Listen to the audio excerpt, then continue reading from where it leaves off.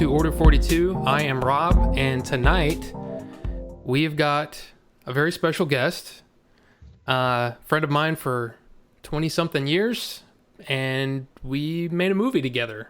So it was an amazing experience, but we are going to talk to him right now. Billy, how are you doing, sir? I'm doing pretty good. Well, all right. Well, as people trickle in, I just wanted to those of you who have followed and been watching the show over the last few shows, I do want to say thank you very much for the attention. It's very cool. And we had Mr. Bones follow right before the show started. So thank you for that. Not sure if Mr. you're here Bones. yet. Mr. Bones.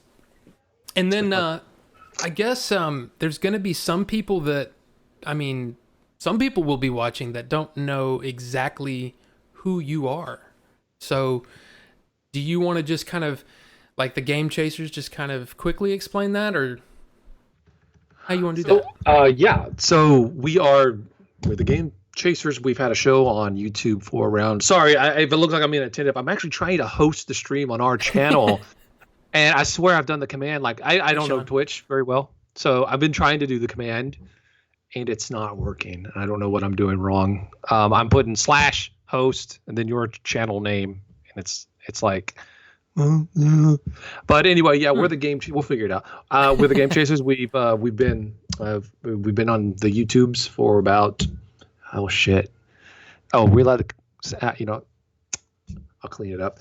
We've been on the YouTubes for around 10 years now, and we've had basically a show where we go out and look for retro games. It's kind of like a reality show, think American Pickers, right? But except real, we don't fake anything like most of those shows do. And yeah, it's just basically a channel dedicated to old retro gaming, and we, we're in our 30s, and started it in our 30s, and it was like a callback to when we were kids, and it was like being a kid again, just reliving a lot of these different games that we grew up with, and then also new ones that we never had before. So it's been a cool experience, and we just decided one day, with a little prodding from somebody else, you guys make a movie, and one thing led to another, and hell, at this point, that was like 4 years ago when the ball got rolling. It's amazing how long it takes when you're an independent people like we are. We're not MGM. We say, let's make one of those ninja movies, or let's make a Transformers. You have to get the ball rolling like a snowball, and just a lot of things have to fall your way. People, funding, all that stuff. So it does take a while to build up that momentum to actually get it made. So yeah, I think it probably might surprise somebody to learn that it was started for like 4 years ago. But yeah, that's when the idea, first materialized. Real quick, Jim is in the chat. Jim, can you remind Billy how to host again? But thank you for the host, Jim, and Sean Shank. Thank you very much for that. And then it looks like Albert's in the chat. Hey, how's it going? Good to see you. So let's get back to, I guess the Kickstarter was the idea. I guess what made you think to go that route versus, I don't know, maybe I guess your the other different ways that you can raise money for a movie or ask for budget from like a studio or something like that. I mean, the Kickstarter was it something that you came to, like it was like just a natural, hey, I've got like a rabid fan base and they want this, or like how did that come about? Well, I mean, raising money for a movie is next to impossible unless you have skins on the wall already. If you can go to those Hollywood investors, they're going to be more willing to shell out. I mean, who is going to shell out, $100K for a bunch of nobodies that's just been on YouTube to make a movie? It's not going to happen. No one's going to risk that. So it became one of these things where it's like obvious if you're a small guy, a small time production. Crowdsourcing is the way to go because it cuts out the middleman, or it cuts out that element that is just there to get money, right? So if like a studio executive is like, I want to fund this movie, they're not wanting it to get made because they like the idea of the movie. They want to grease their palms. They want to get the money that out of it, right? Or just say money because they want to see the movie, right? They're in for a money making venture, which nothing wrong with that, but we take that, Kickstarter takes that element out of it.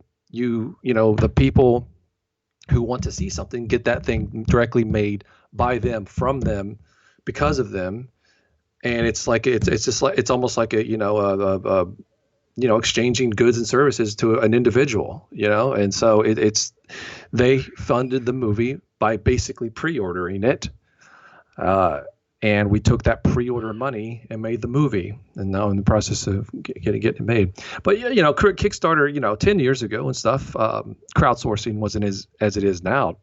It's so hard to get something crowdsourced, but the only reason we succeeded, because there's thousands of movies that fell, every month on Kickstarter that don't ever meet their goal, and the only reason we did was because we had a pre-made fan base that wanted to see that. So that's the only reason we were able to do it. If we had just had this idea like 10 years ago and threw it up on Kickstarter, I don't think Kickstarter was around by then, but you get the idea. Like, no, there's no chance in hell. So it's dedicated to the fans that made it happen. And it really was. I mean, it's a pre-order, so we could have easily said, "Hey, we need the money up front to make the movie, and then you're going to have to go and rebuy it afterwards." But I mean, we said, if you're going to put money towards this, you're going to get to see it when it's done. So we figured that was the right way to do it, and we went about it that way. And at the end, that caused us not to have as much, but everybody's going to be happy. You may not love the movie, but at least you're going to, get something for what you put in. That's awesome. And it makes a lot of sense too, from your standpoint too. Before I get to the next question, we've got a lot of, East Kentucky Retro, I believe, is in here. So hello to you. We've got, of course, Albert said he wished he was able to put more money into the Kickstarter, which I thought was nice. Albert put a lot of money in that Kickstarter. I know. So don't feel bad about that. When it came to getting this thing done, like every dime and nickel ended up mattering. So without your grand, we would have. Damn, I shouldn't have said that. Without your money into this thing. There are some concessions we would have had to make in various things. So every dime, hell, I'm right now scraping up what I can to help finish this thing. So it just movie making, you never know how expensive movie making is until you start writing those checks or signing those checks every Friday. Larissa was coming up to me with like a stack of checks like that big at every Friday, because that's payday for everyone. And then obviously, there's other fees other than payroll, but just sitting there writing, you just see it go away. And you're like, oh my God, this is, I'm glad we got someone here to actually budget this stuff, because it goes by quick. Yeah, for sure. We just got Rada followed. Thank you very much for that. So I guess this was a question that I wanted to ask. The Mudkip with swag just followed. Thank you. I guess this was a question that I had like when we started, but for some reason I never asked it. So it's kind of interesting that I get to ask you this. You mean started the movie? Yeah, when we first started, like when we were doing location scouting and all that stuff. It was something that I had in the back of my head and I never asked it. Okay, sure. Was there a moment during that Kickstarter where you were like, oh my God, holy crap, it's happening. It's actually happening. Like, we're going to hit it. I didn't think it was going, like when I first put it up, because you got to understand, like before You know what? Let me try to host one more time before I Okay. answer that. One second. I feel like I'm being inattentive, but I'm not. I'm No, actually it's trying okay. to host this damn stream. Um, I keep putting that exact command into this. It's just not doing anything. It is just not doing anything. This is driving me crazy, man. Can you see my chat right now? Because Sean Shank just said, Billy, type it like this. Yeah. Just slash host space order 42 show, no spaces. Okay. And look there, we got the Mudkip with Swag is hosting now as well. Sweet. I got it. Uh, I'm not exactly sure what changed because what I copy and pasted was exactly what I was typing in manually. Like exactly, space for space, slash for slash. I do not understand it. The only thing I did different was I refreshed the page, so maybe that changed it. But anyway, to answer your question, when we first, like I said, the genesis of this all started probably around 4 years ago, and so you have to understand there's a lot of work that went into just getting to the point of having the Kickstarter.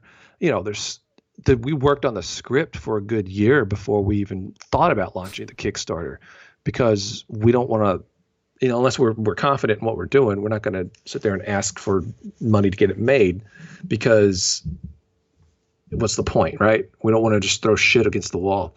So we realized, okay, the script is going to, we may not be totally 100% finished, but we have confidence in this. We think this is going to be good. That's when we're like, let's start working on the Kickstarter. And I worked on the Kickstarter a good 4 to 5 months before it even went live. I even actually started on Indiegogo 6 months later, and I said, screw it. I don't like any of the perks. I don't like any of this. I don't think it's some of these things are the way we should go. And so I just basically completely deleted it and started over on Kickstarter. It was around December, and I'm like, you know what? If it's Christmas, there's Christmas going on, there's the holidays. Nobody's going to donate to a Kickstarter and the holiday season. So I was like, just wait a couple months. I think it was like late January or February. I was like, let people, have the funds to be able to order a Blu-ray or whatever if they want to. And then that's when the Kickstarter went live. But yeah, I was working on this for a long time because, this is like your one shot, right? Like if the Kickstarter, if the Blu-ray's too expensive or the digital download's too expensive, then people aren't going to get it. But then again, if it's not enough, then you're not going to have enough money to get the thing made. So there's just so much like indecisions and things you have to consider. What are you going to charge somebody to be on set? Oh man, that's crazy. But if we don't do that, if we don't have some of these higher perks, then this thing isn't going to get made. You have to have those higher ones of people willing to be like, yes, I believe in this much. I'm going to dedicate this much to it. Because you look at all the successful Kickstarters or successful movie Kickstarters that I saw on Kickstarter, because I was modeling a lot after them, especially like Super Troopers 2, which was Kickstarted. And some of the, you got to have the smaller perks, and then you got to have some of the bigger ones. That's how you get it successfully funded. And so I put it up, and that night, I think it was late at night, it was like maybe midnight or whatever, and I'm like, enter. And I'm like, because I'd been teasing it too beforehand, and I'm like, there's no way this is gonna, nobody wants this shit. And I went to bed, and I woke up in the morning, and there was like 2 or 3K in it, and I'm like, wow, okay. And then it just started trickling in. Like people, the thing that I guess there was really one moment where I was like, this is going to make it. I mean, maybe like halfway through, I'm like, we're on pace to make it. So, statistically, this should actually get it. But once I saw the enthusiasm people had, that was early on. I'm like, wow, people want to see this, because you can kind of tell by the way they interact on social media, the comments that they leave. If it's something that, if I can see that it's something that, hey, might be something people want, you can see that enthusiasm. And then once I saw the enthusiasm, I'm like, this might actually work. We might actually get this thing made. So Yeah, that was stressful. And there were a few things that went our way, like somebody actually got an inheritance. It was like, Wow. yeah, and threw a large amount of money in there, um, and come to find out that ended up being like huge. Um, but yeah, just little things like that and big things that just came together and ended up making it happen. I mean, see, I don't know. I just love it. I love the way that it kind of came together because it really is I mean, even the way that it was filmed was kind of a grassroots kind of thing, but we were using amazing equipment. It was yeah, it was fun. Now, here we go. So, like, yeah, Albert just said, I enjoyed following the campaign day by day. It was fun and exciting. I had my on it because, I mean, most of you don't know who I am really. I mean, in the Game Chasers universe, I barely exist, like even at all. I mean, we just had that Blockbuster video that I was on, but I've known these guys for. I mean, Billy, I've known you since Kroger '94. I mean, that's how long we've known each other, and then Jay. So that was '97. So I've known each of these guys for a very long time. I had my eyes on the channel. Was blown away by. I was like, I can't believe these two goofballs are having the success on YouTube. But it was like a pride from afar. And then when I saw the Kickstarter, I was like, huh, that's interesting. They're gonna make a movie. I wonder if that's gonna work. And then check back in on it, and I was like, oh my gosh, they're gonna make it. And I was like, you know what? I'll just throw in. I'll throw in some dollars. I want to sign Blu-ray by these guys that I know very well. Well, see, the thing about that though is we hadn't totally talked that much at this point, like barely at all. Like I say, what's up text and every so often, but it's not like I was, really engaged with you to talk about what was going on and stuff. Yeah, and I mean, I think the only thing that I had done was when you guys hit it, when you guys made the mark, I texted both of you, and it was something that I was just like, you know what? I don't want to be that guy that's like, oh, you did something big and I want to be a part of it. Or like, the whole saying on the show, right? I want to be a part of something. Be a part of something. But yeah, so I just texted you guys and I said, I'm really proud of you guys. And I feel kind of like a proud dad over here, even though I have no children or something like that. Mm-hmm. And I thought, you know what? I'm proud of them and good luck to them. Never thinking that I was going to be a part of it. And then you came out of nowhere, and that was fun too. Made my job. Yeah. Made you. Yeah. I mean, I read the script. That's all it took. Yeah. I mean, that's what did it. Is that I saw the script and I was like, if I don't do this, I'm gonna be irritated at myself for the rest of my life. So I've got to do it. But now let's see real quick. When Billy does anything, it's 100%, and he makes sure it's done right. True perfectionist, which I definitely could see that. No, not everyone's going to enjoy or like the things that I do, but I do put my 100% effort into them. So yeah, thank you, Roger. Yeah. And then the show is like TV show quality for a YouTube show. It's crazy well made. That's Sean said that. Thank you, Sean. And then he said, and then Albert said, Billy could release a slam poetry show DVD. I'd still buy it. Oh, I need to do that. People say I should release my album on CD. I think you might be the only one that would buy it. I would buy it. Oh, there we go. There's two cells. Yeah, I would definitely buy it. Albert bought the digital version. So yeah. Maybe. Anyway, but thank you. I appreciate that. And then here, this is again sort of a personal question, but I think it's an interesting one. During production, you were under a lot of stress.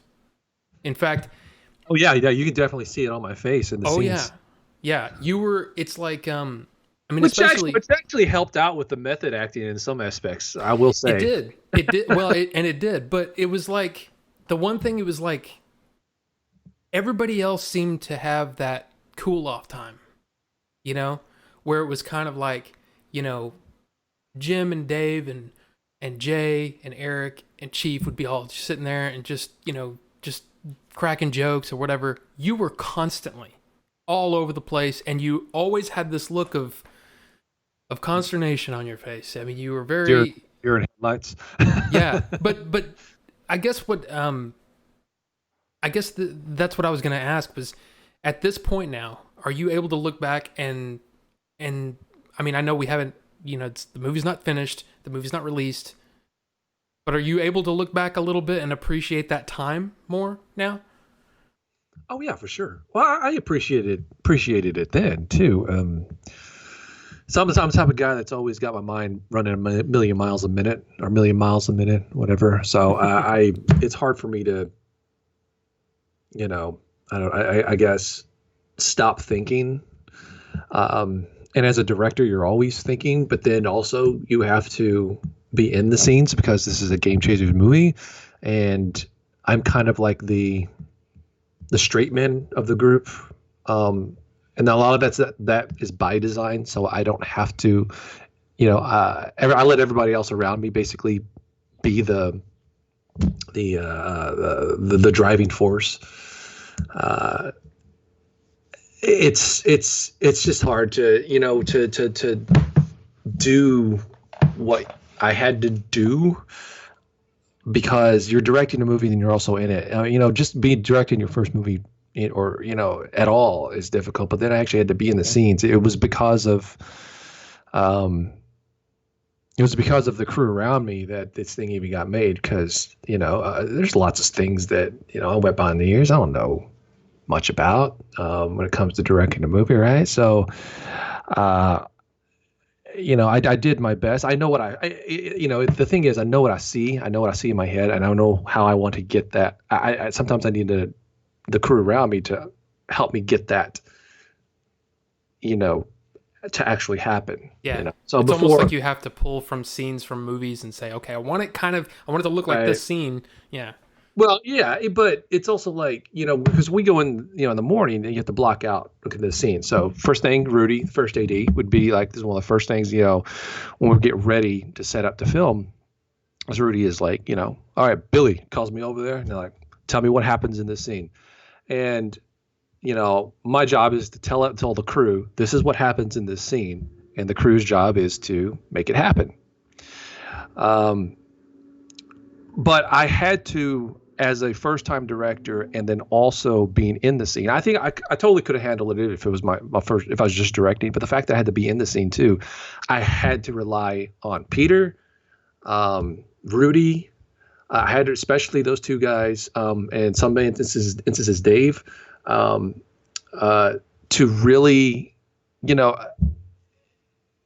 because there are certain elements, when you set up a scene, there are certain angles you have to get. There's coverage you need to get. There's things that you have to get bare minimum to make that scene work, that you just have to have, right? So I have to rely on them. Look, just get the coverage we need, get the wide shot, get all the stuff that we need. Make sure I'm covered in editing, and I can get covered in editing. But if we got time, this is also what I want to get. I want to get, this angle. I want to get a special on this. I want to get that. And I could just concentrate only on the creative stuff, and let the basic stuff, just let them just take care of it. Because I also had to memorize my lines in the scene. So most directors, when they're going over like each shot, okay, this is how we're going to get this shot. They're going to get this shot right here. I'm having to actually memorize and run lines with the other guys. So that hour or so before we start shooting, I'm concentrating on lines. I can't concentrate on shots. But as this, once the scene starts playing out and we have a little extra time, I'm like, okay, I want to get creative. And there was a lot of times too where it's like, this is how I want to enter this scene. We'll do a dolly shot. Please, let's just set up a dolly. I know it takes a little bit extra time. Let's just get the dolly shot and put it in there. So really, it's, and they understood that, and they were well, they worked well to basically cover my ass and be like, okay, we know. We've been around the block a few times. We know exactly what you have to have to cover your ass in editing, And then beyond that, we just get creative when we can. And it worked out. Worked out pretty good. Yeah. I mean, I would say so. Um, so what was your, because this is something that you've asked almost every person that's been on this show so far, and that is That you've asked or me? no, that you've asked in the chat. Oh, I know what you're gonna ask me. Yeah. So your favorite day, what was it? Yeah, favorite day, favorite moment. Oh, it's funny. I ask this a lot. I don't even have an answer myself. I would say that I don't know if I can really say a favorite day. I think if I want to talk in just general terms, those first 2 or 3 days were extremely stressful. Because you're still getting a feel for everything, right? Same thing with you. You experienced that as well. Oh, yeah. Yeah, of course, right? Yeah. So you're oh yeah, sure. And then when you're the director, everyone's looking at you. Yeah. Everyone's like, what do we do here? What do we do here? And so I'm like, I'm an introvert by nature, but I had to stand up there in front of 30, 40 people and direct, right? So it was an adjustment for me. And they say that there's 3 movies, right? The movie you write, the movie you shoot, and then the movie you edit. I knew what I saw in my head, and then I think once about I guess like 3 or 4 days into it, I really started to get this feeling of like, okay, this might actually work. This might actually be something cool.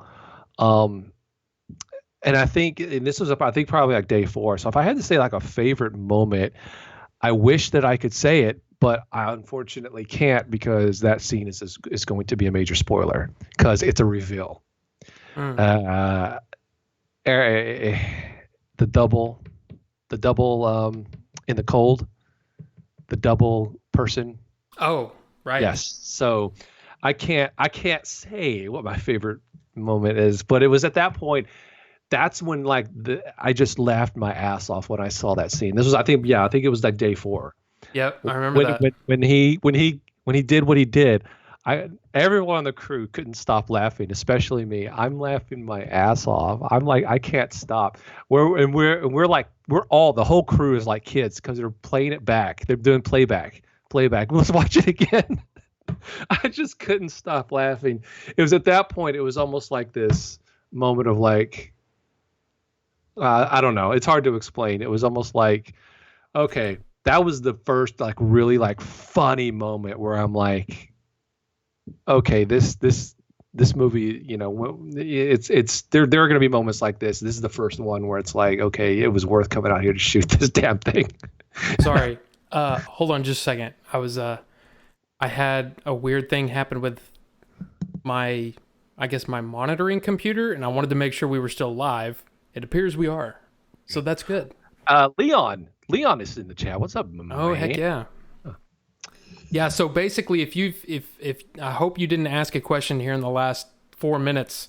Apparently my computer just said I'm not doing that. And so I didn't have it just wasn't working. It's working now though. Or at least for me. So that's what I was going to ask, because I think that's funny that you said that was the moment where you were like, uh-oh, like we actually have something here.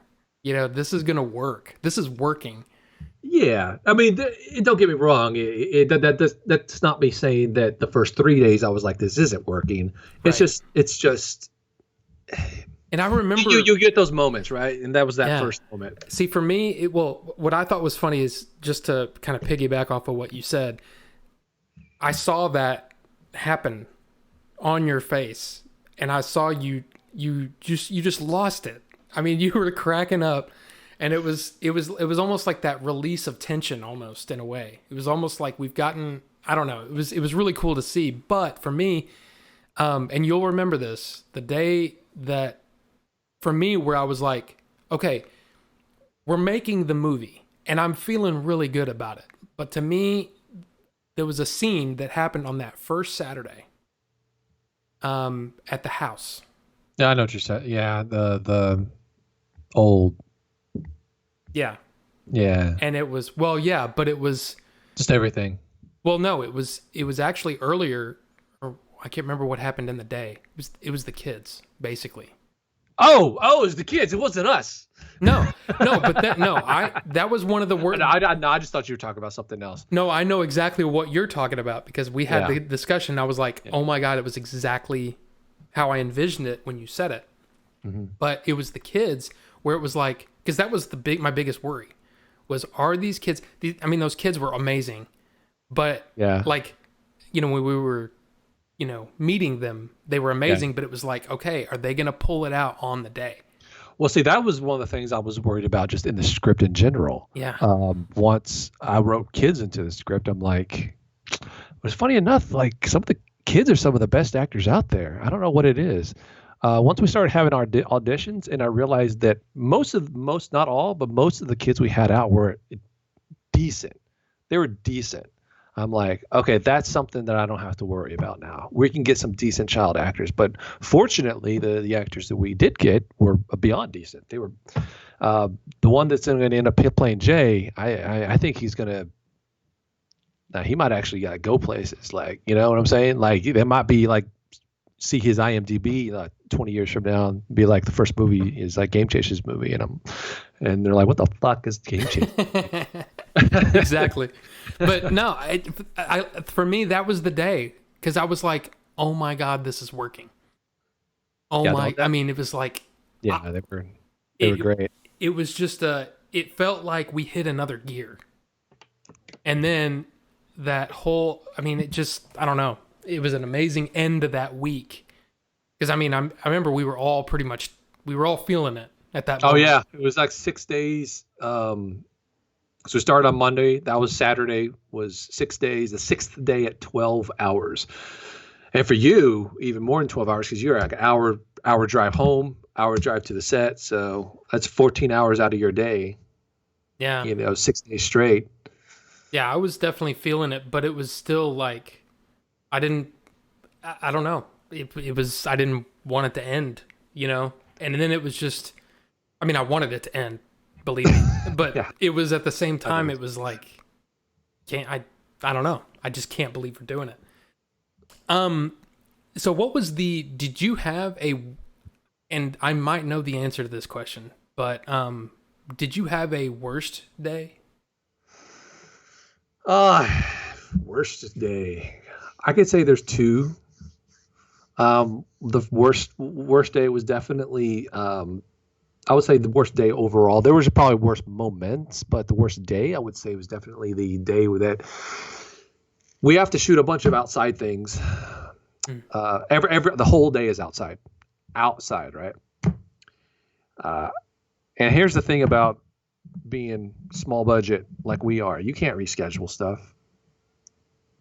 You can't. There are movies, with unlimited budget, they can do things that kind of control the elements a little better than we can, or even reschedule.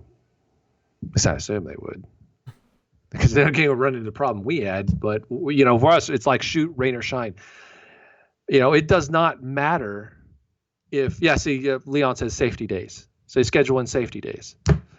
So it does not matter rain or shine, we have to shoot. And it doesn't matter if that day 4 was the day that we were shooting the final climax of the entire movie, right? And the final climax takes place at one location and moves to another location. And in the movie time, it's a span of like 5-10 minutes tops.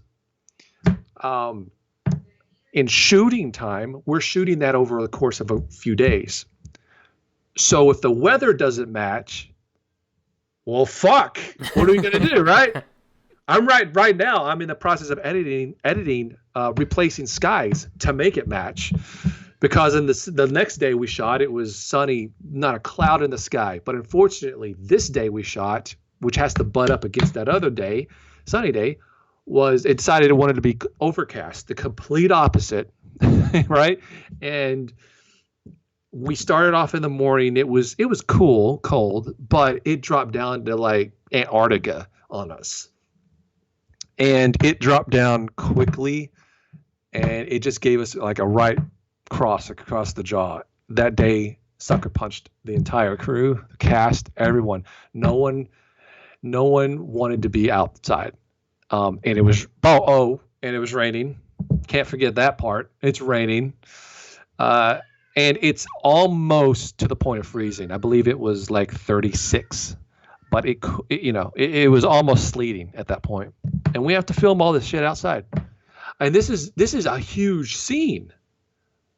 You know what I'm talking about. This is a huge scene. This scene I was dreading before even going into shooting. I was dreading shooting this scene because I knew how complex it was going to be.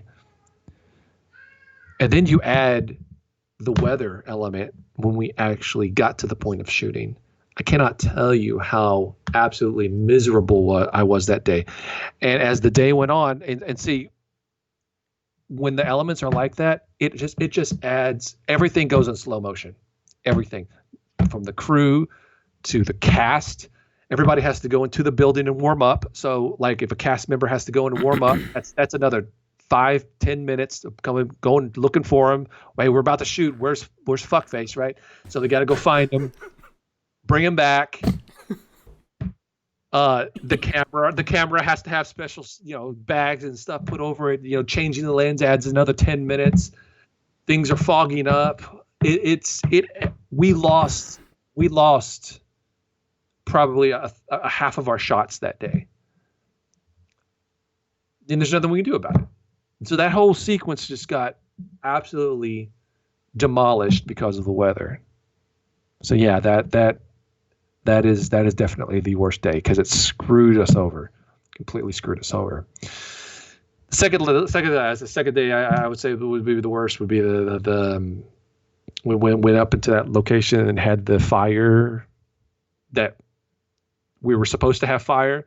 But then the location decided they were going to put fire detectors everywhere when they weren't there before. Right. And if one of those had gone off, the fire department would have come out, and we would have had to stop shooting. So we couldn't chance it. So it ruined it, because when we went in there, the location scout, the fire detectors weren't there. And these are controlled fires. There's no safety issue whatsoever. Leon, who was going to be doing the special effects, had a special way of doing fire, which was perfectly safe, wouldn't have harmed anything. Unfortunately, it still would have potentially set off the fire alarms. So we couldn't take the chance. So it basically screwed that entire scene up, and there was nothing we could do about it. So that's my 2 worst days. No, and I figured that would both of those. I just wasn't sure which one affected you more because I think you were angrier about the fire. I was definitely angrier about the fire. Yeah. Because I snapped a few times. I'm like, because we're all sitting around with our dicks in our hands. Like, what do we do? What do we do? What do we do? And it's like, TikTok, motherfucker, Time's running out. We need to do something. We got to do something here or we're not going to have anything. So we have to sit there and try to figure out what the hell to do. And, the solution was really not the best alternative, but it was all we had. So now in post, I'm going to have to try to solve a few problems with that. And it just, what really pisses me off is that we had to pay $500 for that damn location, and it could have been shot anywhere at this point. Right. There's money wasted because they decided, and apparently the person was being a complete ass, even though they signed the contract. So and I wasn't dealing with any of that stuff. That's up to, the people in charge, the production managers, to deal with that crap because I got enough on my plate. But apparently they were giving us I don't know if you even heard that, but yeah, they were she was apparently giving us a hard time about shooting, even though she signed the damn contract. So well, it's like the guy that backed out on us that day. Oh yeah, with the house, yeah. And that house would have been so much better than what we got because what we got is we had to shoot next to the highway. By the way, you're going to love cleaning up that audio. Oh, yeah. All right. Yeah. But hey, more work for me. I love it. I love it. It's fun. It really is. It's a challenge, but it is fun. Few Word Reviews said, how long was the shoot? Did you overrun? It was 17 days. And that's the weird thing about it, though, is with all the issues that we had a crew and a cast that helped each other. and I think that helped us. I mean, I think we went over what 45 minutes one day. One day. I don't know. I don't know if he means like overall, like the overall link. See, the thing is with our budget, we didn't have the budget to if if we had scheduled 17 days, we couldn't do an 18th day because that means payroll for an entire new day for everyone involved. Right. Because when they sign contracts, it's for this many days. Mm-hmm. Right. So you have contingency a lot, and we did have contingency a little bit left on the side to be like in case of emergency, but we already had to tap into that crap. So if we had to get what we got in the time that we got it and make it work. And for the most part, we did. There are a few pickup shots that I need to get and a few things I need to tweak, but for the most part, we got knocked 97% of what we need to get. Well, of course, that if once the quarantine is up and we're able to get out there and shoot, if you need something, you can call me. Of course, I'm here. Let's see. Frankly, my dear says the Game Chasers kick ass. Yes. Oh, Frankly, what's up, Frankly? What's up, man? Pop Culture Paradise. Would you say you have a lot of stuff that could be on the cutting room floor, DVD extras, or did you think very little won't make the final cut?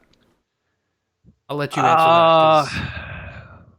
I think for the most part, every major thing that we got is definitely going to make it into the movie, but there will definitely be a lot of extras in terms of like alternate takes,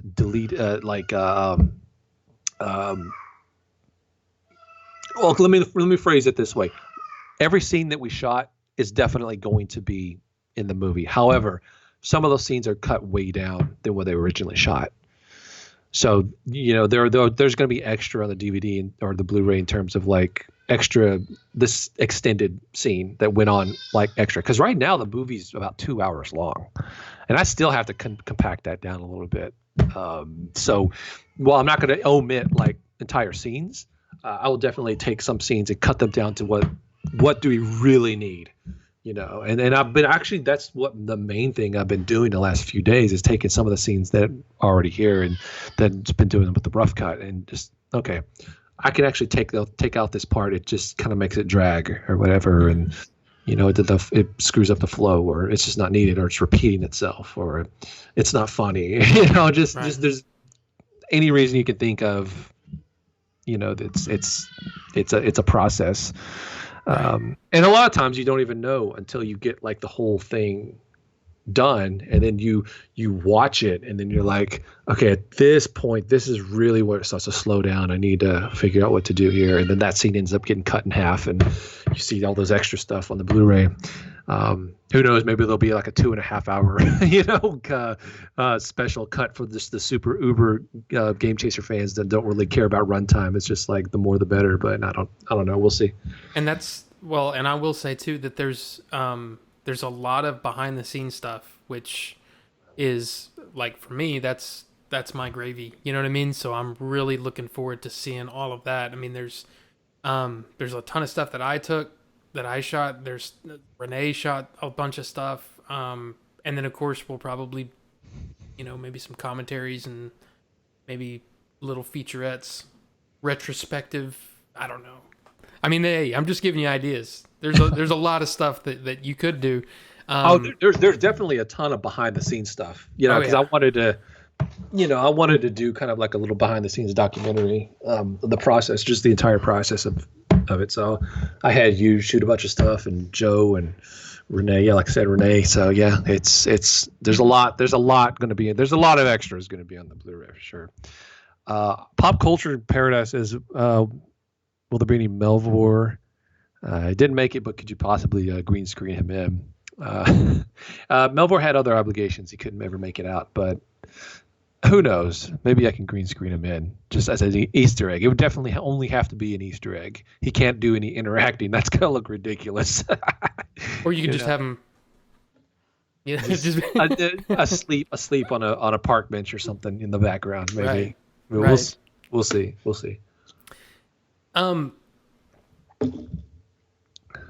I know you would, Leon. I know you would. we'll definitely have you out on the sequel spinoff. Yeah, that's something that, I mean, gosh, Peter brought up. I mean, I think every person that I've had on this show has said that. Like, when's the sequel? You know, Well, see, that's good. That it wasn't a bad experience for anybody on set. Everybody. I don't see how you could have had a bad experience on there on that set. No, I made it a point to. Yeah, I don't know. Like I wasn't gonna waltz on the set like I knew everything, because I don't. Right. This is my baby. This is my I've came up with the idea and wrote the script for it, and the other guys fine tuned that script with me, and so I see how I know how it looks in my head, but I didn't want to be one of those guys where it's like, fuck all y'all and just do what I say.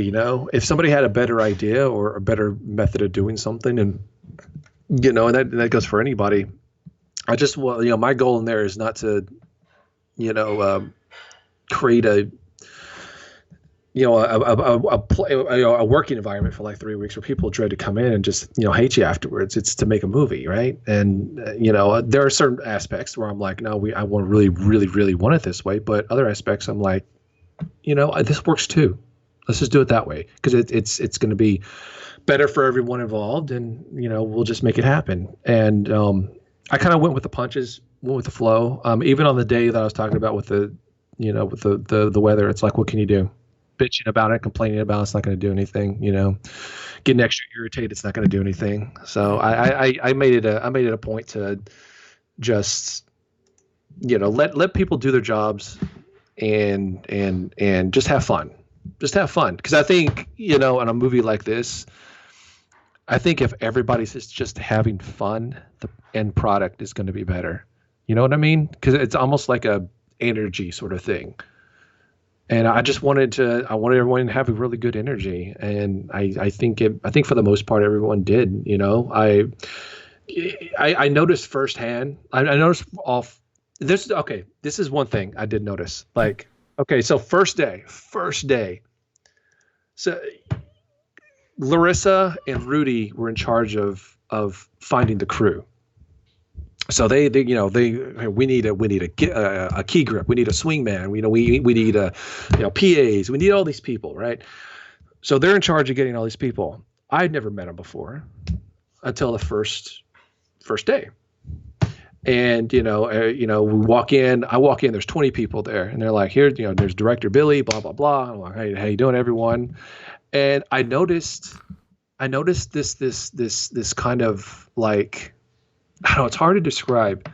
It's almost like they were stepping on eggshells to not offend me, like big time. Like especially the PAs and some of the other people. They were like, if I was walking by, they would stop what they were doing, look the other way, and then just kind of like let me pass first, even though they had the right of way or in a hallway or something like that. It was just little stuff like that, and I had to be like, look, guys, just. Everyone would call me sir, and I'm like, it's Billy. Just call me Billy. It's fine, And I just I didn't want it to be that environment the last whole 3 weeks. You know what I'm saying? Mm-hmm. It's just like I'm just a fuck. You know what I mean?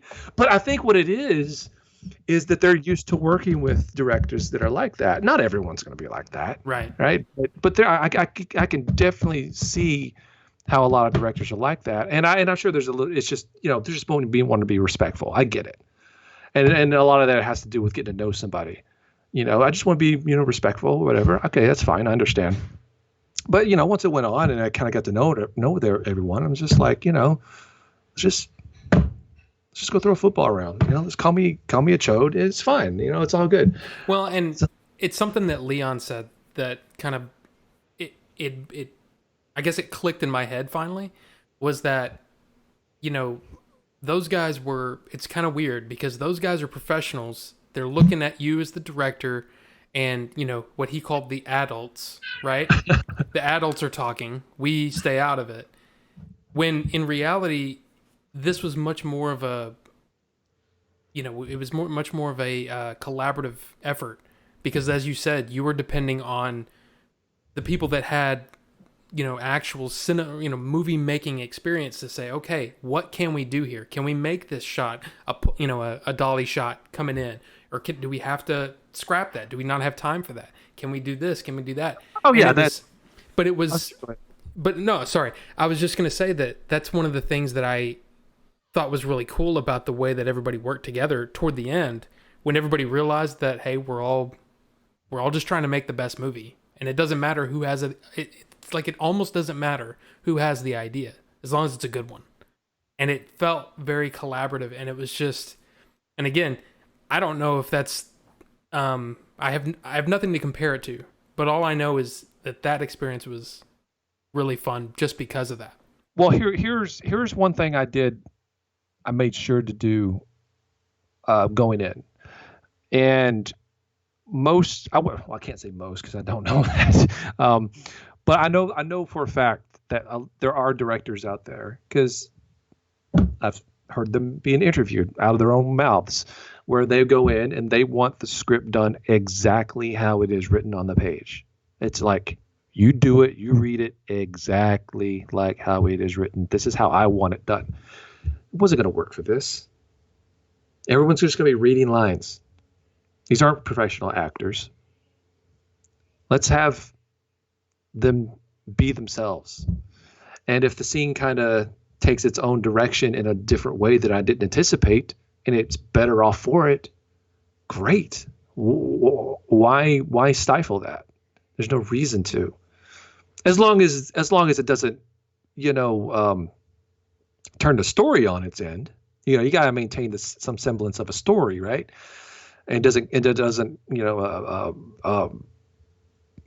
contradict something. But as long as it stays on the story beats, and let's take the dialogue in a direction that maybe it can only go if it's being thought of in that particular moment, ad-libbed in that particular moment. Because sometimes you're in that moment and things just pop in your head right then and there that you would have never thought to write down. It's just there because you're in that moment. And that happened a ton of times on this set, in the dialogue and some of the scenes, and it's better off for it. I mean, hell, I was editing the scene that I was editing last night. It was, I can't really, damn, I almost fucking let out a spoiler, but it was 3 people in the car, and they were just going at they were just like in the moment, just going at the dialogue, completely off script. And I'm like, I was just sitting there, I was literally just fucking laughing, dude. I was like, they did 3 cuts of it. Because the first cut, I think they were like, okay, we're on to something. Let's do it again like that on the 3rd. Right. And I'm sitting there I sat there for like 30 minutes trying to decide which cut I wanted to use because they were all so fucking funny. And I'm just sitting there laughing my ass off. And ultimately, I chose a particular cut just because of the look on this one person's face when they said the line. It's like this, because I thought about, it's probably what the audience's looks are going to be on their faces when they hear the line. So I kind of went with that. But yeah, that's one thing I definitely wanted to do. And I think it, for especially for what we're doing, with no professional actors, of the main cast, no professional actors, it's important to just, let people be themselves and do what comes natural to them. And because of that, the performances were much, much more organic than they would have if somebody was just memorizing lines off a page and then repeating them. Heck yeah. No, and I'm totally there with you on that. I think that it, especially like, well, it's Chief. Chief's character went through a very, very large change from what was written on the page to what the character actually became. No, yeah, when he was written on the page, it was somebody completely polar opposite. And then that person ended up not being able to do it. So that role, it could have easily been like, Chief, you play the role how it was written. And he wouldn't have been able to do it. There's no way. It's completely out of character for him. So, Chief, don't be this character. You take elements of him and you be Chief with elements of his of who this person is on the page. And that worked. It took him a little bit, but he when he grasped it, and by like by the end of the second week, it was just like, this is this, he I wish there was more Chief now, you know what I mean? Right. Because he was killing it. He killed it. Like, Yeah, bro. he was one of the hardest to get, like, to memorize lines. Like, if he had to sit there and memorize lines, it wouldn't. He would have been like, just have the ones that were posted on social media. I'm just reading something in Eric's, but you know what I mean. So you take the gist of what's being said, not the actual lines. You just take the spirit, the gist, the idea of what's being said, and you have them put it in their own words and say it the way they would. Right. And it worked for them. And it really worked. It was awesome. It was awesome to watch. And for me at this point, when we started filming, I'd read the script, I don't know how many times, but I'd broken down each scene. I did all the work that a script supervisor was supposed to do. And I don't know if any of that really helped me on the day, but yeah, so I knew that character really well. I knew every character really, really well. And I was just like, okay, I got to wrap my head around this character is completely different than what's in my head now because of how he's playing it. And then, like you said, by that second week, I couldn't see it any other way. I don't know if it would have worked the other way. Yeah. So the character was kind of written as almost like an Egon type of, right, just nerd, technical nerd, and it just, that's not actually, yeah. So it was definitely completely different. And the reason Chief was even chosen was that was one of the roles that was it came down to the wire and it hadn't been cast, because the person that we were originally going to get, they couldn't do it. They had to bow out. And then we had somebody else, and it was nobody actually from the show. It was somebody, like an actual actor, that was cast, but we really liked him. I was like, this guy is, he's funny. He's got his charisma and all that good stuff. So, I mean, he might be perfect for it. And he read the lines. It was great. Unfortunately, there was a schedule conflict that came up, so he had to bow out. So it was like up to like 2 weeks or so before we had to shoot, and maybe like 3 weeks before we had to shoot, and this person wasn't cast. And I'm like, what do we do? I was even thinking about maybe just writing him out completely. And there were several other people that auditioned, and I'm like, well, you know what? Let's just choose one of them. And then I saw Chief, and I'm like, you know what? Motherfucker, read some lines. and he read the lines, and as an actor or whatever, I can't say that he read them better than anybody else. I mean, there were definitely other people that read them, I guess, more, you could tell there was some acting experience there, and they probably, do the role a little better. And I hesitate to say better, because that's really not the case. I don't know what I'm saying. But the reason I ended up choosing Chief was the fact that he already has that pre-made chemistry with us. He's been on the show 5, 6, 7 times. Right. He already knows Eric. And the important thing was to have that character interact with Eric and to have that chemistry. You go and pull somebody off the streets. We didn't have time to check chemistry. Right. Eric lives 5 hours away. I'm supposed to bring this guy up, have Eric come up, and they read lines together. And maybe that, it takes a couple weeks for that to happen, for schedule or whatever. And it doesn't work. Back to square one. I already know Chief has chemistry with Eric. Let's just bring Chief aboard and pray to God that he can do the lines convincingly. And, he read a few from me, and I was like, you know what? This will work if Chief is just Chief. And it took him a little to get into it, like to click when he was on set, especially that second day when it was the inside Jay's apartment scene, when he had a lot of lines to memorize, and he was just going over him and like he was saying it wrong and missing, forgetting lines, and Eric and switching words. Eric and Jay had to just I know they got with him.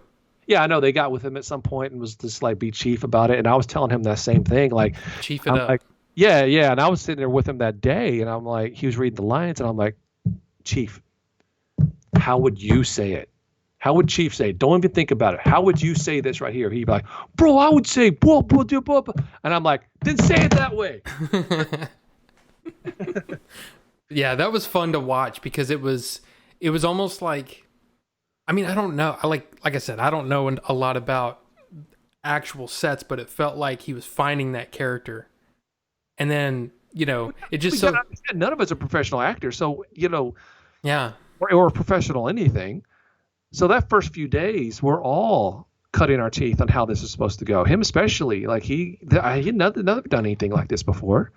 So he's trying to I think he was overwhelmed at first and like really just kind of like what did I get myself into? Right. And did that hinder his performance? I mean, I don't know. I think he did fine those first few days. I mean, definitely. I can't say that I'm like looking at what he did and being like, this is garbage. It wasn't. It was fine. But once, but as it went along, you could definitely tell that he started to really get into it and be like. Well, I think there was that. There's that one day that I think what I'm talking about, when it was the real chief it up moment. Are you talking about the bad day? No, the car. With the car, to me, that's when he turned it. It became his role. Yeah. Because at that moment, I can't see anybody else even attempting to do better than that, and bring as much. It has what? I just love it. It's so great. It's so great. He brings energy, Right. And me, Jay, and Eric. Jay. I know I wanted other people to go onto this adventure with us because they bring a different energy, and he brings this different energy to scenes that the character as it was written prior definitely didn't have. He brought a new type of energy to it. It's an earnestness. Yeah. It's almost like childlike enthusiasm. You know what I mean? Yeah. Yeah. Here's a question from the chat. I'm just curious because I haven't heard you talk about it at all. How much work has gone into the opening credits? Tarantino has said in a past interview that the opening credits is where you can truly indulge yourself and do whatever you want. Any word on that? Not really. I haven't spent a whole lot of time doing that. I just want to make, I think for me, it's probably one of the last things. I just want to make sure that the movie is, but there's a lot that goes on around the opening credits, and they're incorporated into something else that's, I can't really say because it's out of nowhere, and I want it to be a surprise. But right, I'm not going to put a lot of the actual names going across the screen. I'm probably not going to put a lot of thought into that. I'm not going to force myself to put a lot of thought into that. But if I just get like struck with an idea, I'm like, oh, this would be awesome. Then yeah, sure, I'll just get creative. You can definitely get creative and do just crazy things. Oh, for sure. Yeah. And that just to let you guys know that are still, I hope you're still in chat. The picture of the main cast, that's on my phone. So, yeah, I may. In fact, I know I have the best quality version, so maybe I can send out an uncompressed version to you guys. But yeah, here's a different kind of question that has nothing to do really with this movie, but it kind of does. Okay. So the virus has made a lot of things just stop, as you know, as we all know. The movie industry has been hit really hard with it, especially the independent movie industry. So my question is that, like, if you have going down the road, I think we're going to have a lot of movies, like big budget movies. They may not be making as many of those. And Peter said that he thinks that independent movies will get like almost a new focus because it's going to be cheaper for the studios to make that. So what are your thoughts on that? Or have you even thought about that? I have not. I've not even remotely thought about that, honestly. I've just been, when it comes to this sort of thing, I just kind of, I'm not really in the film industry. I mean, I've made a movie, right, at this point, but I'm not really, I don't consider myself in the film industry. Um, I would definitely love to do it again. So if this, you never, I guess, I don't know. That kind of sucks. Like big budget stuff. Like, are you talking about like Avengers and stuff like that? Well, it just at least my thinking was that Uh, when Martin Scorsese gets turned down by Paramount for a movie for the budget because it's too high, and he starts to have to start shopping it around. I think that means that in general, I mean, think about it. They're not making any money right now except for digital sales. They're not making money, well, digital home video, I should say. So Blu-ray, digital sales, iTunes and all that kind of stuff. They're not making box office. So they're going to have some movies that bring in that money. But the problem is they don't have the money to, since they're not making money right now, how are they going to get, because, every movie, most movies are made on loan, basically. Are they going to be able to get a $300 million budget for the next big Marvel movie or $200 million? Or are they going to have to say, you know what, we need to think a little more budget minded and maybe go $100 million on this next. or maybe people just need to, maybe the whole industry needs to just come down a little bit on their prices, and like just Right. realize, you know what I mean? Like it's expensive as shit. Well, it's just like Leon said. I mean, there's things that he knows can be done for cheaper, but sometimes these big budget, they just don't do that, and they say, "Oh yeah, just go buy whatever you want." Well, yeah, and it actually happens on the lower budget stuff too, dude. There was, I don't fault our crew for this, but there was an issue with the car, and our car broke down, the movie car, and so we were like, okay, we need to get shots of it being towed, so we're gonna put it in a trailer, drive it, tow it around, and then get the driving shots that way. They were gonna go to a movie place that does special like trailers for that and spend like a couple of grand. And we're like, let's just go down to this local trailer shop down the road. Wasn't really technically down the road. And I think Jay found like a place that was like $100 or something. It did the exact same job. Right. But because they're used to going to the movie place, the places that specialize in the movies, and those people, it's almost like they have a monopoly on things. They can just mark up the prices so much. And sometimes these people, they get used to paying it. They're just like, you know what? Yeah, we go here all the time. Here's what we need. Hook us up. Right. That goes for like equipment rental and all that other stuff. It's just a lot of it's I understand. Like the camera we used, it's an expensive camera to make, so of course it's going to be an expensive camera to rent out. But remember the tents? Remember those tent prices? Yeah, There's no way. The tents, the original tents, it was like specially designed for like productions and stuff, and they were like, yeah. But so I think Jay found something like at Walmart or something that did the exact same job. Well, right, but I was talking about for the carnival. The carnival scene, remember? And I went out to Dallas, and that guy said, "Oh, you're making a movie? Oh yeah. Well, here's the prices." That I thought you meant the catering. Yeah. Stuff. No, just that was even another one. But yeah, no. It's almost like once they hear you're saying I'm making a movie, then the prices go to like 2, 3, 400%. It's ridiculous. Yeah. But let's see. We got RGT85 in here, which is insane. How's it going? Block Sean. Let's see. Eric said, I agree with Billy. I think the industry has a chance to lower its budgets needed for movies. I think it'll force people to get creative, which is what the 80s and 90s did. Exactly. I mean, that's just like Jaws, right? The damn shark didn't work. And so they had to shoot around it, and it actually made it a better movie. If you think you want more shark, it's like Alien. Alien's another one where you barely see the thing. You don't even know what it is. You just see jaws, or teeth, and you're scared out of your mind. That movie. Well, I don't know if, and maybe I'm completely wrong, but I don't think necessarily going to practical effects makes it cheaper over visual CGI or anything. I'm not sure that that's the case. I don't have enough information either way.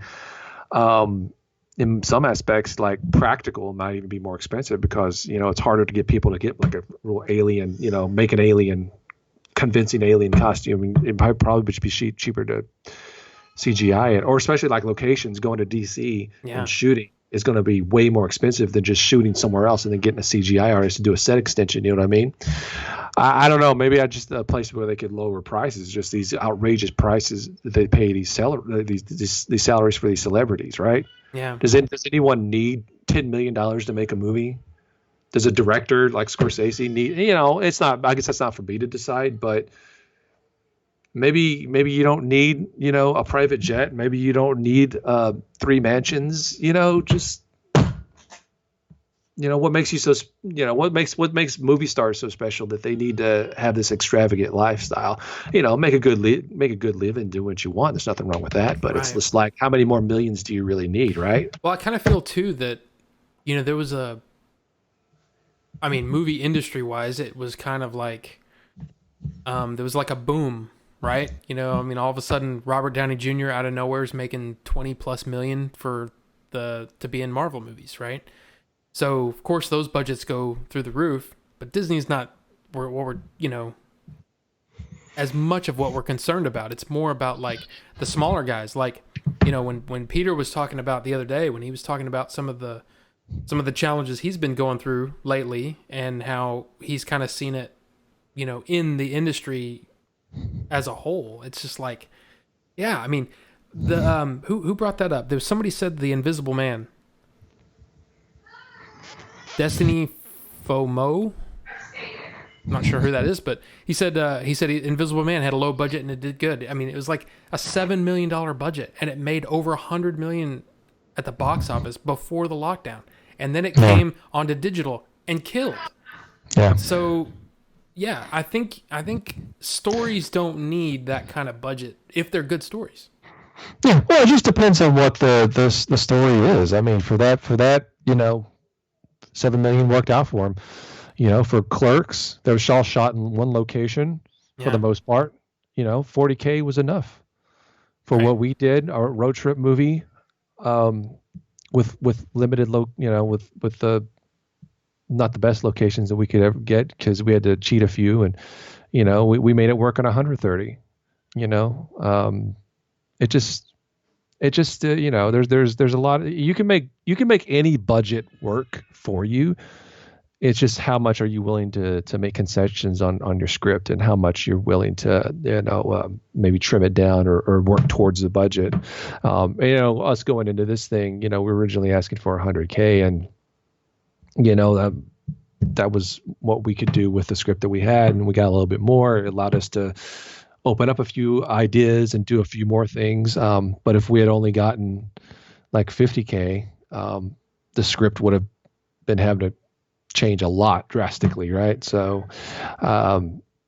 you work with what you got, right? So right. if we had a 300,000 to work with, we could have added a lot different things. We could have found that perfect location where Leon could set on fire, and we could have gone on to shoot for 6 weeks and gotten way more shots than we got in different angles, and but with what we had, I think we did the best with what we did, and hopefully in the final product you'll see that for sure.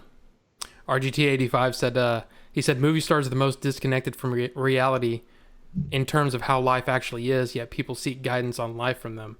It is kind of weird, but at the same time, it's, I think the more of a reach you have and the more of a voice you have that is given to you, however, I mean, people are going to ask you, hey, what do you think about this? And then I wonder how much of that is, it's just like, you see reality TV shows are, obviously fake in some cases, obviously not in some others. I mean, yours is a different story. I mean, I call yours a reality show, but it's real. But there's like, how many times do they just ask somebody a question and they go, oh, you know what? It's really chapping my hide right now. And then they start talking about it, and then the people write about it and it gets sensationalized. But then, then there's others. I know exactly what he's talking about, is that there's those that kind of take the opportunity to They're just people. Their opinions don't matter any more than anyone else's. But I think people hold them on a high pedestal because they're in the public eye, and they're basically our royalty. They're America's king and queens and princes and princesses. Just because they make movies, I find it silly, but these people that worship the Kardashians and other people, I'm like, so much better things you could do with your life, but it's not for me to judge. See, what's weird is I'm like one of those few people, and this is why I love doing what this is I love listening to Leon tell his stories and listening to Peter tell his stories, and I'm your stories are great too. The behind the scenes stuff is just sometimes is as good as the actual thing that you're a fan of. You know what I mean? It's like Star Wars stuff. I mean, some of the behind the scenes stuff is so amazing how some of that stuff came about. I love that stuff. So yeah, I've always watched the extras on Blu-rays and stuff. Yeah. And, so the special effects people, the editors, the people that don't get the spotlight, I don't know. It's fun. I mean, and that's another reason why movies are expensive, because there's a lot of people you got to pay. A ton. I mean, did that blow your mind a little bit when you came to set first day and there was all those people? No, you have no idea. Like beforehand, in pre-production, we're going over the budget sheets, and Larissa, who's she was the production manager among other things. She wore a few different hats because we'll budget. So yeah. So she's going over, like, and her and Rudy, we're going over like, okay, this is we need this person, we need this person. And I'm like, do we really need a swing? Do we need a key grip? Do we need this? Do we need this person? We could save money right here. Do we need that? Do we absolutely need that? And they're like, we need that. And I'm like, why do we need that? And then you find out on set why you actually need that. Chris, our gaffer, we paid him, probably one of the biggest chunks of the entire budget in terms of like payroll. But that's because his job is so damn important. You got to light the freaking scene. If the scene's not right, lit correctly, then you have no movie. Yeah. And, look at that shot right there, guys. Yeah. Yeah. Chris and Leon right there. Oh my gosh. Well, and see, the thing is, it's like he needs help. He needs guys to help with the lights. Help. I got to have somebody go over there and hold a reflector and do, set up this light. I need help. These are big lights. I need somebody to help set them up and take them down and do countless other things. And, that those people know how to work with that equipment. You can't just get any schmo. They have to know what pieces they need, where to take them, what to do with them, how to operate them. And so, yes, these people are important, and that's not a one-man job. And so you have to have, we had to have somebody on set be like, PAs and stuff that could be like, the car needs some freaking antifreeze, or not antifreeze, some coolant in it. We need to send a PA to go out and get it, or else we're not going to be able to shoot this scene because the car ain't going to run. Stuff like that. So you find out really quickly. It's a case of you don't know what you got until it's gone.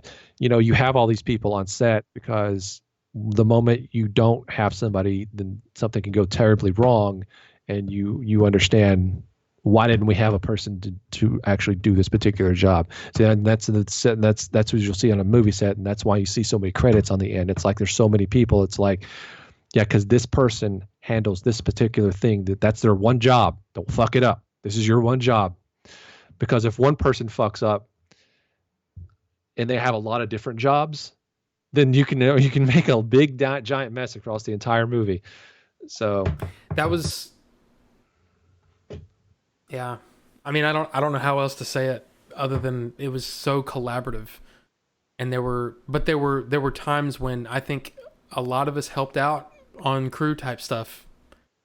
Cast.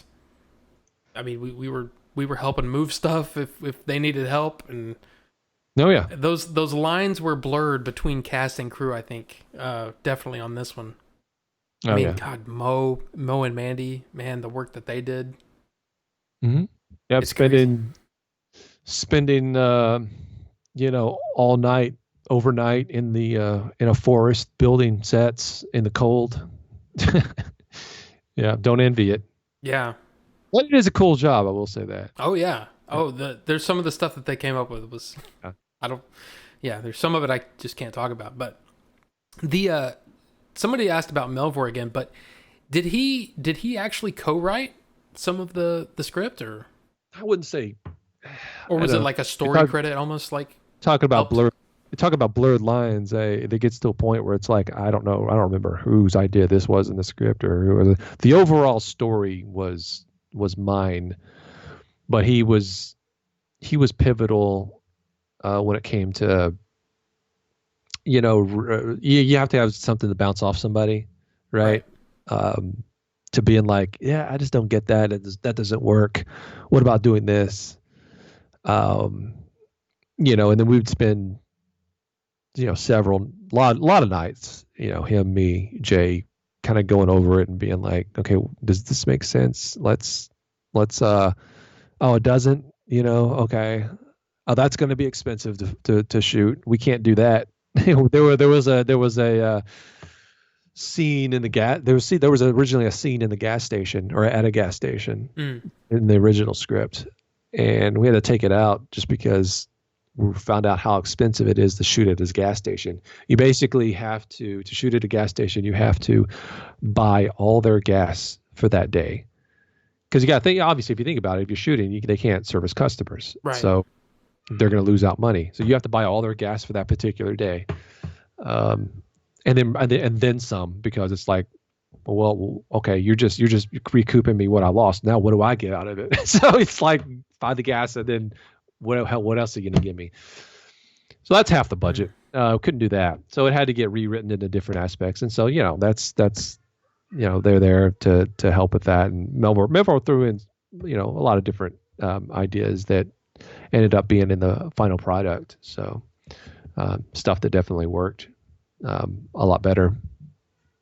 But that's the process of script writing. You always come first draft, and rarely ever are you going to have the final draft be exactly like the first draft. It's going to change dramatically because that's just the writing process. Yeah, it's definitely. I mean, and I think that's one of the things that I think is kind of weird about some scripts is that when you read them and you see that it was only one guy that did it, there's some ideas that can be like good ideas that aren't fleshed out perfectly. Maybe it makes sense to them, but not to anybody else. And it's almost like you almost need like a writer's room in a way. It's like you think about some of the best scripts out there. They're written by 4 or 5 people. And it's because they're sitting there and they're just going, oh, wouldn't it be cool if, wouldn't it, you know what I mean? And they're just constantly bouncing those ideas back and forth. And then some guy sits down and writes it. Well, that's essentially, yeah. I mean, because that's how your human brain works, right? Yeah. Yeah, you feed off of each other. You feed off that idea, and you get that. It's like an energy transfer almost, right? So they get that idea, and it generates something in your brain, and then you add to it, and wouldn't that be funny if we actually did this? And it really does help, because once you start getting multiple people agreeing on something, you're like, okay, this idea, it's not just me being crazy. This idea could work because there are 3 people in here laughing about it. So. It definitely helps for sure. Where I came in was, it's usually what would happen is like, yeah, we would, the script would be done, but then like we'd brainstorm over like this particular scene and be like, what if we did this and then this, and then I would go home and then I would structure it out and actually write it to where it'd be like, okay, took that idea, let's incorporate it and write it into a structured script. And that process went on for months, because the issue was a lot. When it comes to script writing, here's you find out, especially in a movie like this where there's so many characters, is that like you have to have an arc for enough people to make sense, and then so you got to take that into consideration. You have to take so many different things into consideration. If one person's dialogue at the end gets changed, then it could have ramifications back at the beginning of the movie, because if they say something at the beginning, it may counteract what they say at the end. So a lot of times we'll go in there and be like, oh, this is funny, we should totally do this, write it out, and then I'll be reading it, and you'll spend the night writing it, and the next day I'll read it and I'll be, oh shit. Well, that just made the thing that happened at the beginning make no sense now. Yeah, it's like it's like a pebble in a pond, and the ripples go all the way around. It's crazy. Right. So you have to, and then you have to change that or change the thing in the beginning, but then that changes something else. It's like like a police board where you see like the postcards and the string attaching all that. You have to just be mindful of everything, because you definitely don't want to go in and shoot it and then be like, and get into editing and be like, okay, well now none of this makes sense because of that one damn line that he said it that way at the beginning of the movie. Now it's kind of screwed up, which then again, you have to also keep in consideration when people are ad-libbing it, right? So that's different. That's difficult sometimes, and I can't give anything away because I don't remember the scene exactly. But I remember there was something that they were like, "Oh yeah, we should throw in the whatever," and I'm like, "That hasn't happened yet. Yeah, you can't do that yet." And then they were like, "Are you sure?" And then we had this big conversation that we all decided, "Oh my gosh, that would have killed, that would have destroyed things if we had done that." Yeah. And so that was one of those things that was just, it was so. It's like a fun puzzle because you have to, we can't shoot the thing in order, just because of availability of actors and all that kind of stuff. But yeah, it's an interesting puzzle, and you really have to be on top of things. And then it's 4:00 in the morning. We're all tired, and we're all just, we're spent, and we've got to try to keep that stuff in mind. I'm seriously, there's times when I'm wondering, it's like, okay, how many things did I miss? How many things did they miss? It's like, I just don't know. I was just like, I remember driving home one night going, I don't even know. I hope that worked. Well, retro revelations, you're looking at the person whose sole job that was. Yeah, that was me. But yeah, man, there were days when I just could not. That was a rough. The nights were rough. I think rougher than the days for sure. Yeah, well, even if you have, you have somebody on set, a continuity guy, a script supervisor, even they're going to miss things, and it's just impossible to keep it. Like, you go to any movie out there, you will be able to find continuity mistakes. Oh, somebody was holding something in the right hand. Now the next scene they're holding in the left hand. Just, it could be something. Now, we're not talking, that's not things that destroy the story. Like I was talking about with the script, right? It's kind of two completely different things, but it's just goes to show you like how many things you just got to be cognizant of while they're on the script making the movie. Like every word matters. You have to be on your P's and Q's with everything. Well, and that's why it was probably really difficult for you, because you're not only directing, but you wrote it, so you know what it's supposed to be, and then you're also the editor, so now you have to think like an editor and go, okay, do I have everything I need for this? Because if I don't have, if there's one shot that just doesn't work or doesn't fit in, Well, and that's exactly what I was talking about with Rudy and Peter. I'm like, Rudy's got his list here. We need to get a coverage in here. We need to get a 2-shot here. We need to get a wide here. And he's going on a list. And there were several times, right, like at the end of the particular scene, I'm like, so we got everything. Like, because I'm not keeping track, because I'm in the damn scene. Yeah. I'm trying to remember my lines and just be in the scene. And then I'm just relying on them and being like, we do have everything, right? And there were a lot of times. And they're great at getting everything, because they know what the hell it takes to get the scenes to edit together for a movie, right? So I never have to worry about that. And there were times, unfortunately, where I just can't take my head out of that editor's standpoint. We'd be in the scene, and there were a few times where I caught myself, instead of being in the moment, thinking about, is this angle going to work? Yeah. Am I going to be able to edit this? And then my line will come up and I'll be like, right.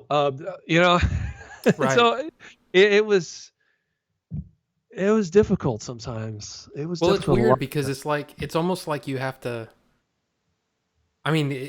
I can't imagine doing what you did because you were like, you were almost like taking off this whole helmet of responsibility and, a mindset and try to get into a new mindset almost immediately. And it's like, that, Yeah. it was, Well, you can't do both. You yeah, can't do both.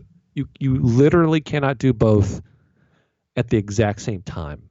yeah, So whenever I had to be on camera, 90% of the time I took the director's hat off because I had to. I forced myself. Like I said, there were times where it seeped through and there was nothing I could do about it because my brain betrayed me. But most times I just have to, I have to be in the scene and just don't think about anything else. Just trust that it's going to get done the way it needs to get done. yeah, That's not to say that afterwards, if Jay said a line I wanted to say a different way, then I'm there. I'm paying attention to that aspect. I take that hat off again, and I'm like, okay, let's redo this, but say it this way. Or if I didn't like the way I said something, I could be like, cut. Because nobody else is going to yell cut during a scene unless it's me, and I'm like, because if I immediately know this is shit, like I could just sit there and say, cut the scene, stop. I did that at least once every day. So I guess there was times where I had a lot more times where I had my director's hat on during the scene but then again, I'm not in every scene. So, well, yeah. And then it's almost like there were some where, and I know that this wasn't intentional, but it seemed intentional in a way sometimes. Some of the ones where you're really just reacting in the scene. You don't have a lot of lines. You're just kind of reacting. You're there, but you're just reacting. And I bet you that helped. I mean, the one I'm thinking of is that first official image you released. What was that? Scene 56, I think is how you labeled it. Out in the carnival, the forest scene. Like, you don't have a whole lot of lines in that shot, but man, it helped. It helped that you didn't have it, because then you were able to go, hey, try it this way. And I remember Jim talking about that scene as well. Jim and Chief kind of finding a lot of that way. And it was cool. It was cool to see that. I don't know. Like you said, it's almost like a big soup that's being made by all these different people. And it doesn't work if nobody's. A lot of times they made my job easy. Like in that one scene in particular, I'm like, how are they going to play off each other? And I'm like, yeah, they'll figure it out. I did that a lot. Just like, it'll work itself out. They'll be fine. Just do what you do. And they did what they did. If there was anything glaring, Right. I'd say something. But for the most part, I'm just like, you do you. You do you. And that night, there's a few shots that I definitely wanted to get that weren't on the shot list, like specials on somebody's ass when that thing happened to him.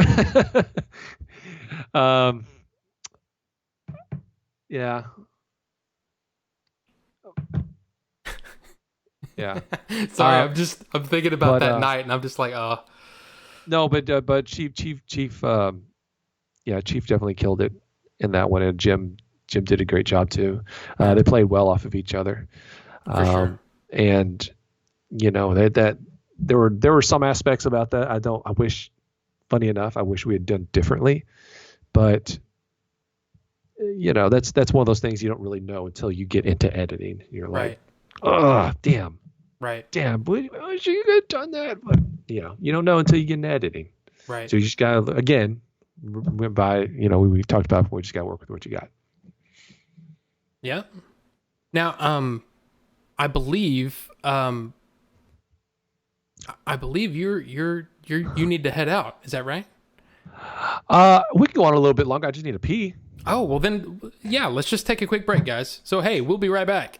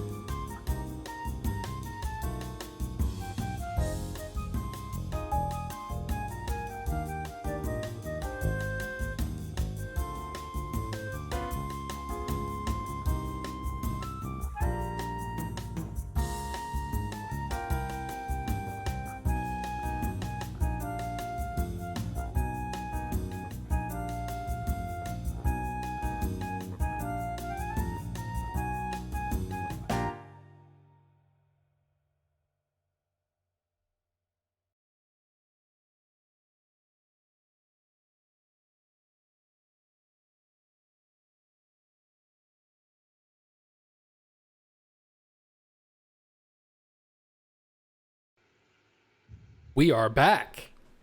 Oh, let's get back to the slides anyway. Or the pictures. The picture show. Let's see. Odds of Billy farting while he pees.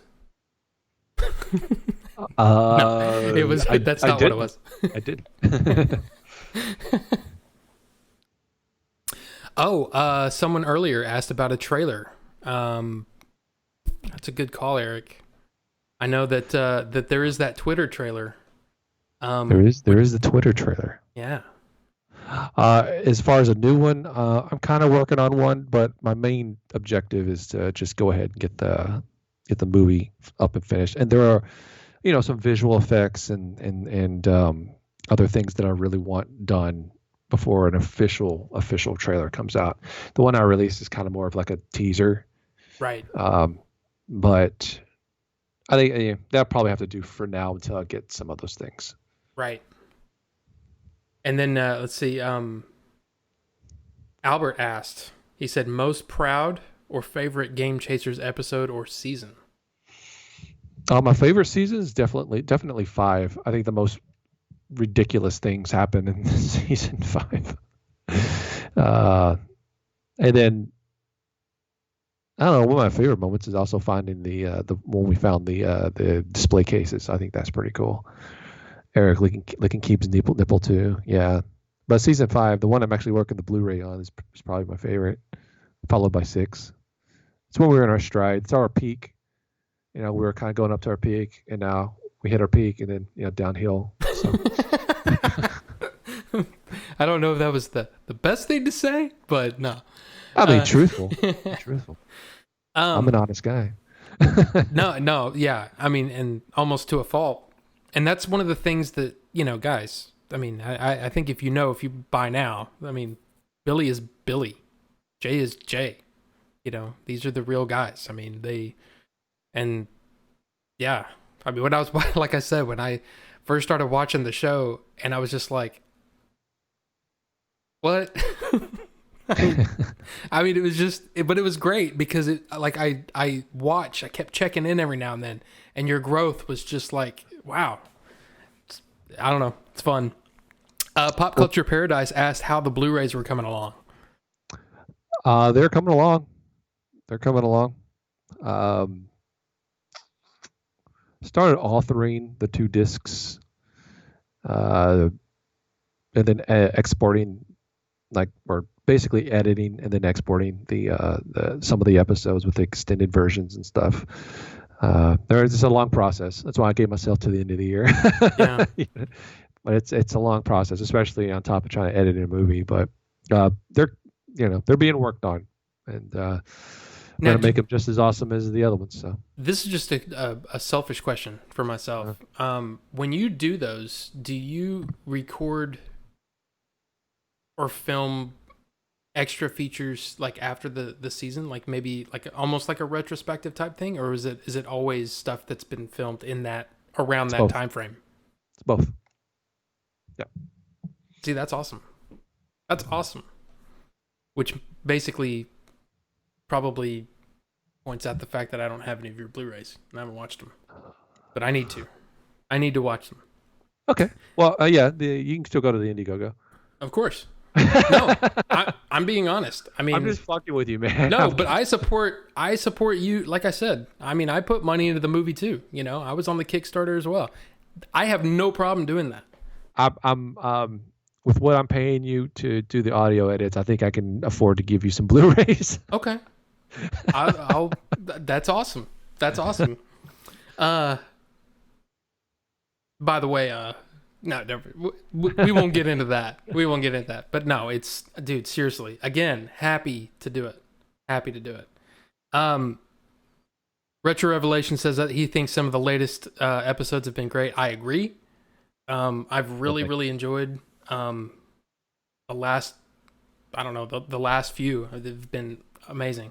And just on that note, I really enjoy your other channel. Especially, and I know that this is maybe a bit of a downer, but I mean, there's a lot of people out there that are hurting. There's a lot of people out there that are having, I wouldn't say mental issues, but you know what I mean? They're they're having a hard time getting motivated and getting, they're down. It's a tough time for everybody. And I really liked your video that was talking about that. I don't know. I just really liked it. And I was happy to hear you saying that. So Well, thank you. I really appreciated that myself personally. Appreciate it. Let's see, Leon says he loves the episodes where you and other people at conventions go hunting in video game shop storage. Yeah. I remember those too. Those are good. Can't do much of that these days. Yeah. And and Chris is a great character indeed. Yeah, that's another guy that's just, he is who he is. He's just Chris. Mm-hmm. Now, about the edit, this is something kind of little just for myself again. Mm-hmm. When you're editing, do you, like, how many times have you said, okay, this scene, wow, that's, never mind. Because you kind of answered that earlier. Because I'm fascinated with editing now because I've been trying to edit my own show, and it's very difficult to try to figure out, okay, that's just, this part doesn't make sense, and this, whatever, but it's totally different than what you're doing. You know what? Just never mind. Because you answered the question. Was that a question? It was going to be, and then I played back what you had said earlier, and I was like, oh wait, he actually kind of answered that. So, never mind. Okay. Fair enough. Yeah, I'll just forget I said that. Leon asked, do you think by doing the show for so long, it gave you some experience in how you wanted things to be and look in the movie in regards to capturing the atmosphere of the game Chasers? Emotional and tonal wise, yes. In terms of actual look on the screen, not really. That would definitely be the look on the screen is definitely all my inspirations, stuff that I like on screen that I've watched. But tonal wise, sure, yeah. And see, that's one of the things that I appreciated, and I hope other people appreciate it, is you almost developed characters with that, the colors and the shades that the in some of the lighting choices made. You said, I want this to look like this. I want this to look like this. I really, really enjoyed that part of it because it means you're thinking higher than just what's on the page, Yeah, words. I specifically chose the colors everyone wore for a particular reason. And there's a lot that went actually into that. And it'll probably be subtle and probably pick up it subconsciously, but you're probably not going to watch it and be like, oh, I get that. I know why that's like that. But it's one of those things you pick up subconsciously. And, color scheme, all movies, well, I can't say all movies. You never say all movies, but most movies with competence behind them are going to have some kind of color scheme. And I tried to accomplish that. But again, you go into budget, you have to work with what you got. There are certain things I wanted to do with the colors of walls and furniture and props and locations, but sometimes you just can't be picky. One particular location that we had, I really, really, really, really wanted the walls to be a certain color because it would go tonal wise with something else, and we had one location to choose from, didn't have that color walls, can't paint the walls. Shit out of luck. Yep. So compromise. So it is what it is. But if we had if we had Disney's budget, we could do whatever the hell we want, right? Right. So, so a lot of this stuff I'm kind of tweaking in post to kind of get back to my original vision, but you can only do so much. Right. Jim said that binging the game Chaser stuff these days is even better than it was before the movie. And he said, it's like my friends are right in the room with me. And that's what I think is one of the coolest things about the show, at least from my perspective, is because I know you guys and I've known you guys for so long, it does feel like that. And which kind of leads to the whole, I understand why you have such a rabid fan base, is because, they feel like they know you, and they feel like they're kind of along the journey with you. And I think that's awesome. Yeah. Well, we're just, regular schmoes doing what we like, and we're not trying to be anybody we're not. Right. Yep. Pop Culture Paradise said, did the AVGN movie play a role in how you prepped for the movie or wrote for it? And then he asked what your candid thoughts on that movie was, and he says he knows it gets a bad rep from some people. Okay. No. In terms of preparation, no, not at all. In terms of what my candid thoughts are on it, you can probably tell by my hesitation. It's great for what it is. Is it an amazing movie? Probably not. But is it? I think it's fine for what it is. There are moments in it where I genuinely laugh. There are also moments in it where I'm like, what is this? Right. It's art, just like what we're making is art. Some people are going to like it. Some people are going to not like it. Beauty's in the eye of the beholder, and sometimes you connect with something, sometimes you don't. I'm not going to sit here and talk about its merits of being great cinema or bad cinema or anything. But for me personally, it's something I'll probably watch again, just because there are some moments in it, like I said, where it's like, I've always loved the character. I've always been an AVGN fanboy. But I'm not going to sit here and say it was just a technically amazing movie, because I think, I don't think that's the case. So, yeah. And somebody may watch ours and feel the same exact way. That's perfectly fine. I mean, and that's the thing that I was always worried about, is that, if somebody says, man, I didn't like it when this happened, that's fine, because it's almost like at least they're having a connection to the story. But if they say this movie was this, or what I mean, like, it's almost like that's what I didn't want. Is I wanted it to be, if you disagree with a story beat or whatever, that's one thing, and nobody can fix that. Yeah. But we just wanted to make a good movie, I think.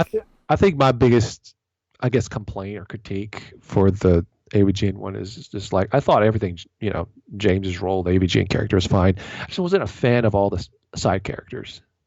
I think that was my biggest issue. It was like the side characters. They really didn't do much for me. Didn't hate them. They were just like, meh. Right. So. Well, Billy, I know.